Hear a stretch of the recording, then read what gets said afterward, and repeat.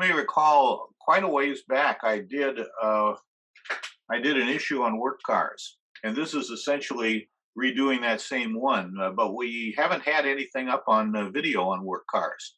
So this is about work cars. It turns out in the course of Twin City Rapid Transit, Minneapolis Street Railway, they had roughly 100 work cars. And in the very beginning, they numbered the wire car as number one, and they numbered the supply car as number one, and I think they did some others also number one. And then after a while, they realized that that was confusing, and they simply began to number them sequentially. And once they did that, whichever new work car or snowplow they would create, it would just have the next up number, and they got up to 97 by the time they were done. So this is work car number one, which also functioned as a tower car. And clearly it was built in their shops. It's a homemade thing, kind of cute. It shows up also in a photo during the state fair in the early part of the 1900s. And then they went and built some early generation work cars. And this is number 18 here. There are, I don't know, half a dozen of these or so. They're on a two-motor truck here, and they used them for different things. They would put a snowplow on the front of them. And here you see one. This is actually, I think, car 18. I think this is the very same car with a snowplow and a wind plow attached to it. And here's one of them from that same group being used for construction downtown. You can see it's downtown, there's City Hall. So would builders lease these things? Did what? Would somebody constructing or doing some kind of project then lease the car to haul supplies? No, this was only used for company business.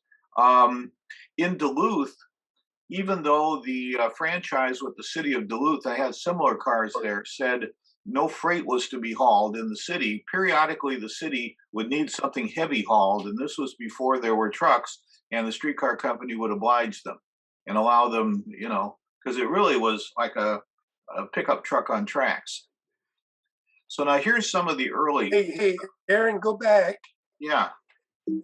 Noticing the details. That one or further? No, this one right here. Nope. The one of the track work. Look at the granite paving blocks scattered on the left side and on the right center. Yeah. Or on the right side. That's a lot of paving blocks. Yeah, I imagine somebody up in St. Cloud made a lot of money off the streetcar company. Oh, yeah. Because I'm sure that's where it came from. Right. Okay, so anyway, this is a scene alongside Snelling shop. So that probably places it about 1908, 1909.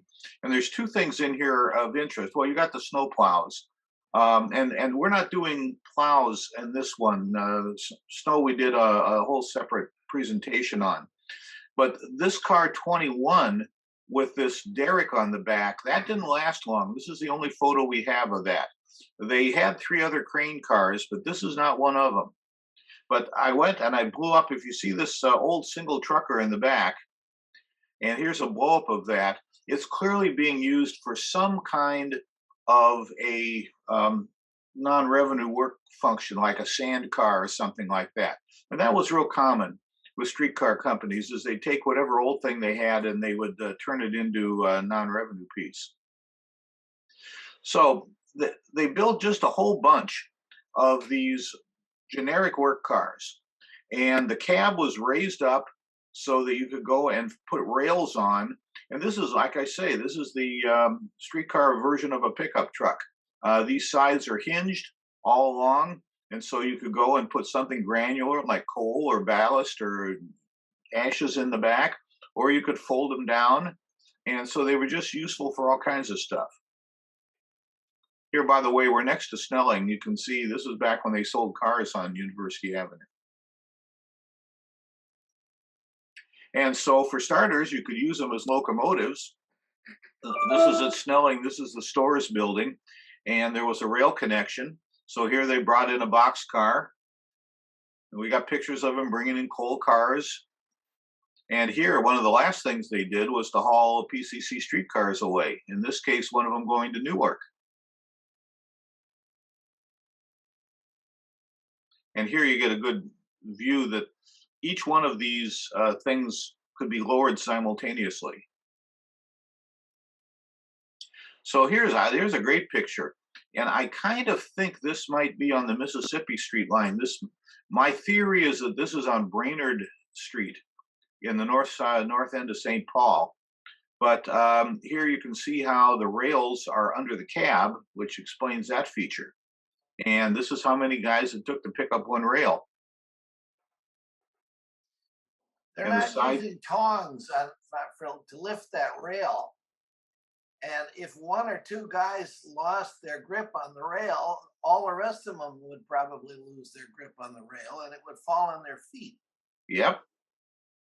There was no OSHA then, so. But here you can see all the sides are down. And this is at Lake Street Station. And at a couple of these stations, they had a depressed track for either delivering something or picking up something. I think they would dump ash in here. They could deliver coal here. Nicollet had one of these depressed tracks, I know. And here's one over at Snelling, and it's hauling truck frames and motor frames around.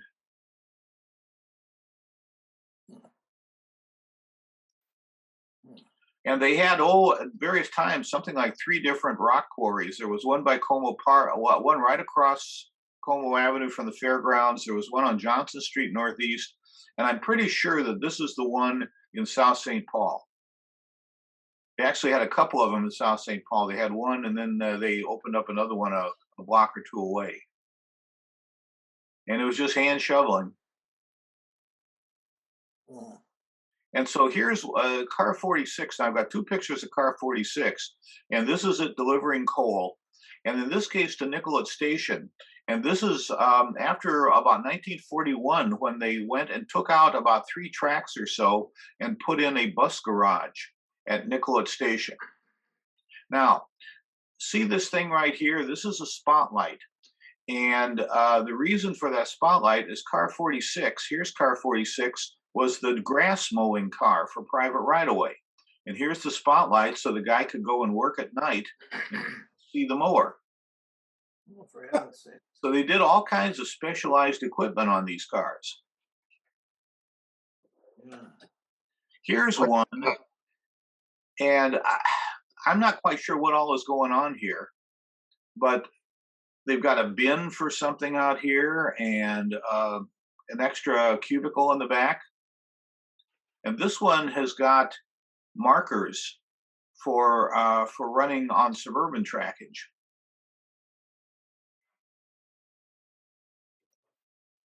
And this one has dumpsters with little cranes. And I honestly am not quite sure what they're for, but clearly somebody had a need for them.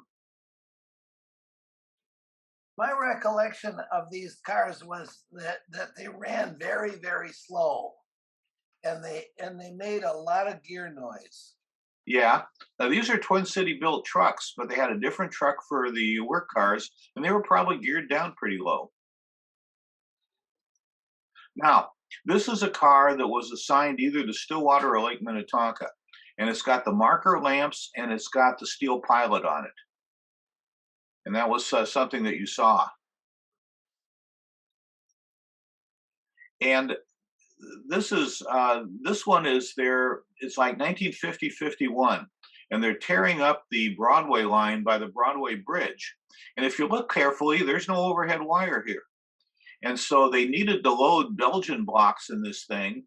And so what they're doing is they're going to go, I'm guessing, with the service truck and push it back somewhere under wire on the bridge and back out of here.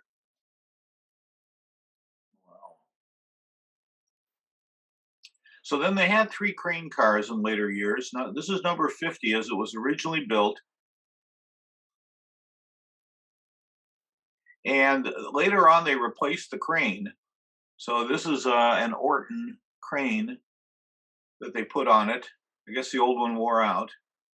And they use this for all kinds of stuff. Here it's got a clamshell bucket, but here it is being used differently. It's picking up rail on at the end of the line on Rondo Avenue.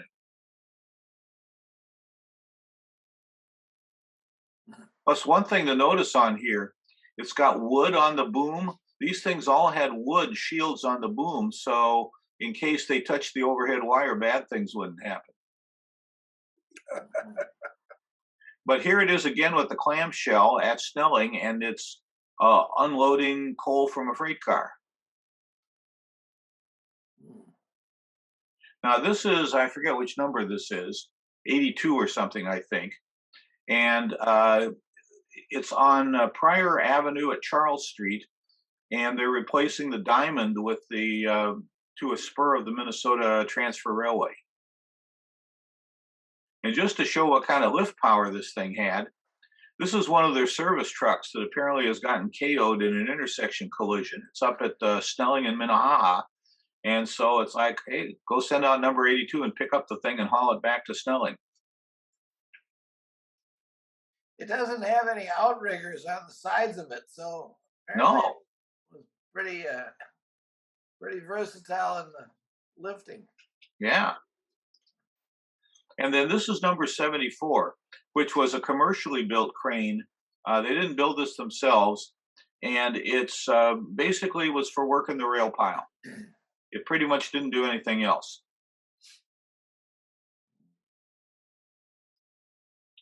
And then car 59 was a spray car, and this is it being demonstrated alongside, I think, Snelling Avenue at Snelling Station. But they were under franchise obligation to periodically spray dirt streets, and that's what they built this for.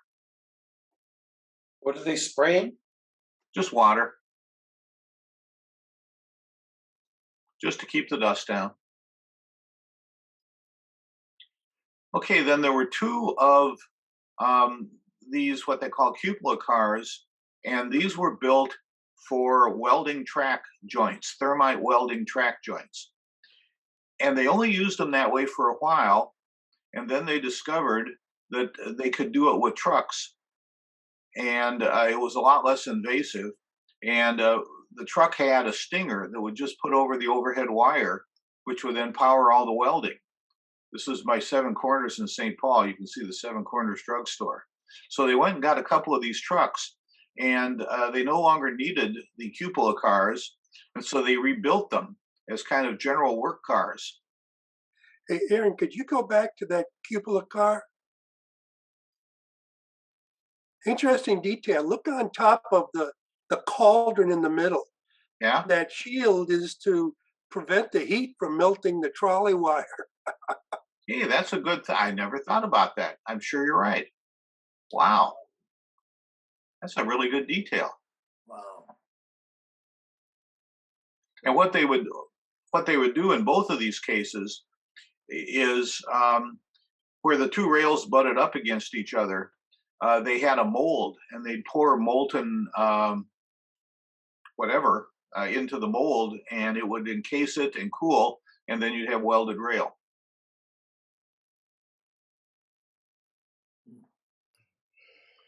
So then they built wire cars, which weren't a whole lot different than the regular work cars, but they did have wide cabs. This is number 3, which was the longtime Minneapolis car outside of East Side Station. But they did change how they were configured. As built, they put the tower in the center and they put the wire reel in the back. And that changed. This is 72, which was the St. Paul car for many years. And here they moved the tower back, and they've also put a wide deck that they can swing out to the side, and then they moved the wire reel to the center.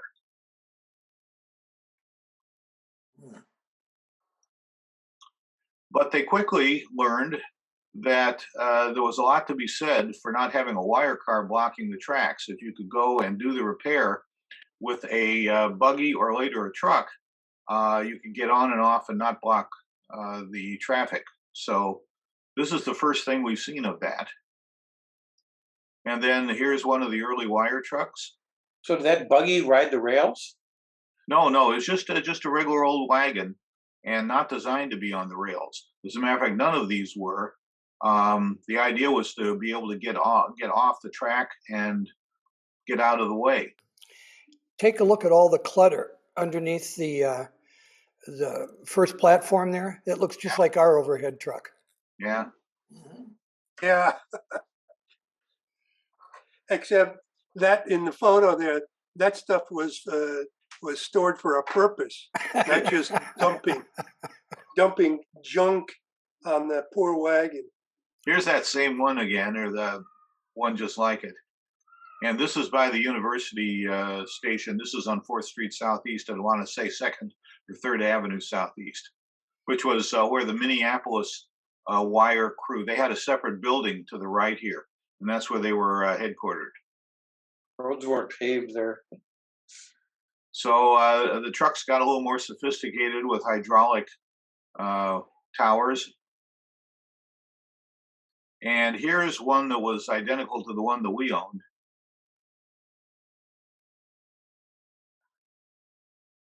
Okay, then they had rail grinders. And the purpose was the rails would get corrugated, the rails would get out of shape, so they'd regrind them to shape, and that would extend the length of them. So number 35 was the first one, and they had really different approaches to this, because they had this, but then here's a picture in the 1920s of this little rig, and you can see it's got a stinger going up to the overhead to power it.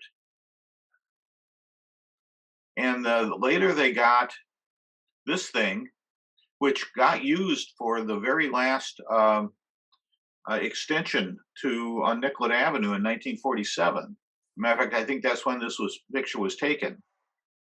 But the final one was the last of the suburban high speeds was converted into Car 96 and made into a rail grinder. And this one was stationed at Nicollet Station in Minneapolis.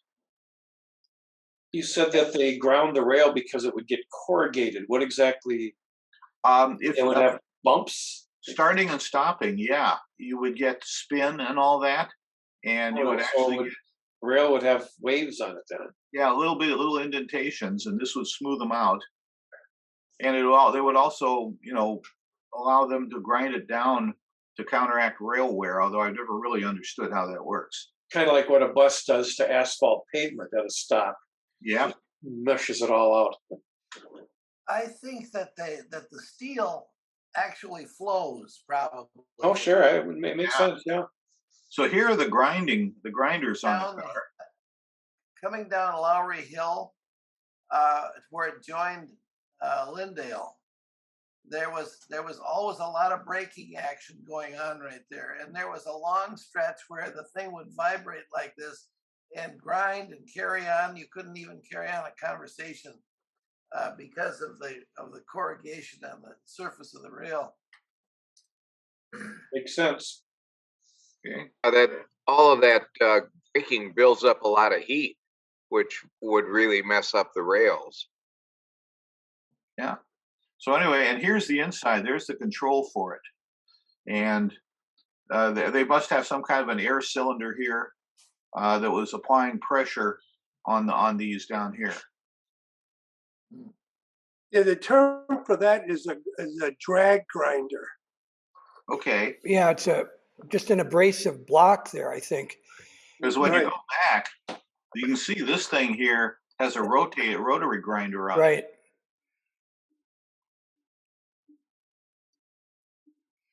Okay, so now we're going to do supply cars. And this is supply car number 1. And this is in front of the building on 3rd Avenue North at 2nd Street that was their original headquarters and original power plant. Look how the man on the platform is dressed. It was cold out there. Yeah. And this is supply car number 2. Basically, they would get rid of one and add another. Now, this car, as I understand it, was a demo that was built for them by the Northern Car Company that was up in Robbinsdale. It was a double truck demo. They didn't build another one. And because it was just a one-off within the fleet, they repurposed it as the supply car. Cut the big door in the side. It didn't have that originally.